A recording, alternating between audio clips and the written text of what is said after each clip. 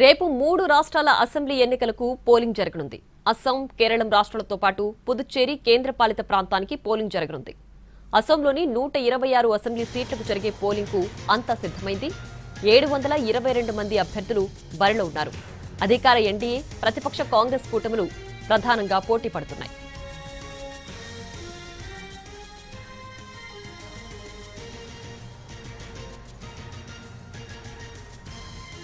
పుదుచ్చేరిలోని 30 నియోజకవర్గాల్లో రేపు పోలింగ్ జరగనుంది. ఇక్కడ ఎన్డీఏ, డీఎంకే, టీవీకే కూటములు బరిలో ఉన్నాయి.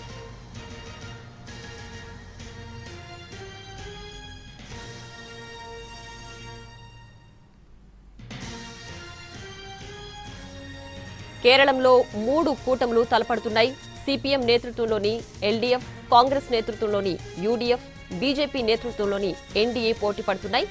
ఈ రాష్ట్రంలోనూ ప్రధాని మోడీ, అమిత్ షా, ఖర్గే, రాహుల్, ప్రియాంక గాంధీలు ప్రచారం చేశారు.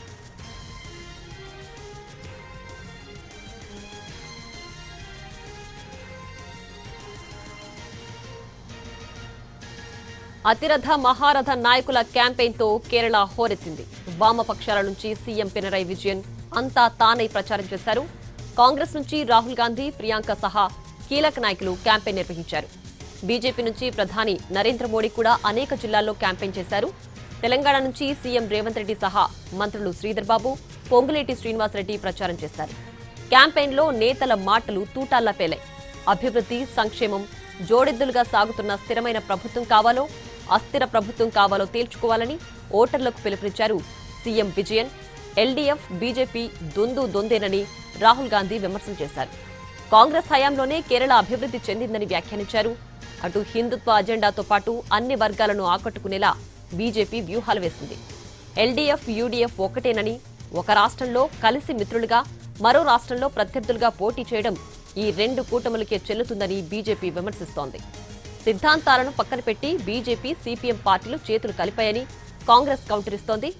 అవినీతిలో మునిగిపోయిన విజయన్ సర్కారును సాగనంపాలని ప్రధాని నరేంద్ర మోడీ పిలుపునిచ్చారు.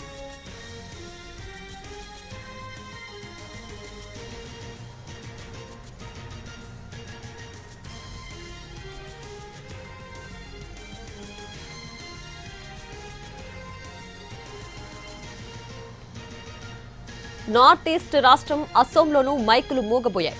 ఏప్రిల్ 9న అస్సోంలో పోలింగ్ జరగనుంది. అస్సోం అసెంబ్లీలో మొత్తం స్థానాలు 126. అస్సోంలో హ్యాట్రిక్ కొట్టేందుకు బీజేపీ ప్రయత్నం చేస్తోంది.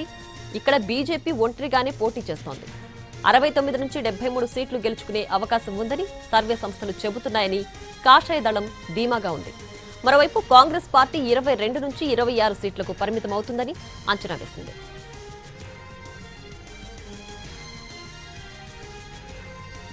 అస్సోంలో ఈసారి గెలిచి హ్యాట్రిక్ కొట్టాలనే కసితో ఉంది బీజేపీ.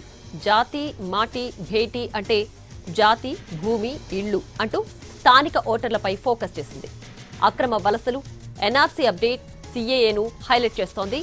టీ-బెల్ట్, బోడోల్యాండ్, అస్సాం హిందూ ఓట్లను ఏకతాటిపైకి తీసుకురావాలనే లక్ష్యంతో పనిచేస్తోంది. ఎన్నికల ప్రచారంలోనూ ఇదే అంశాన్ని ప్రస్తావిస్తోంది. కాంగ్రెస్ మొత్తం అస్సాంను అశాంతి ప్రాంతంగా మార్చేసిందన్నారు ప్రధాని నరేంద్ర మోడీ, హోంమంత్రి అమిత్ షా. మోడీ ప్రభుత్వం అధికారంలోకి వచ్చిన 10 సంవత్సరాల్లోపే బోడో శాంతి ఒప్పందం, కర్బీ ఆంగ్లాంగ్ ఒప్పందం లాంటివి చేసుకున్నామని తెలిపారు.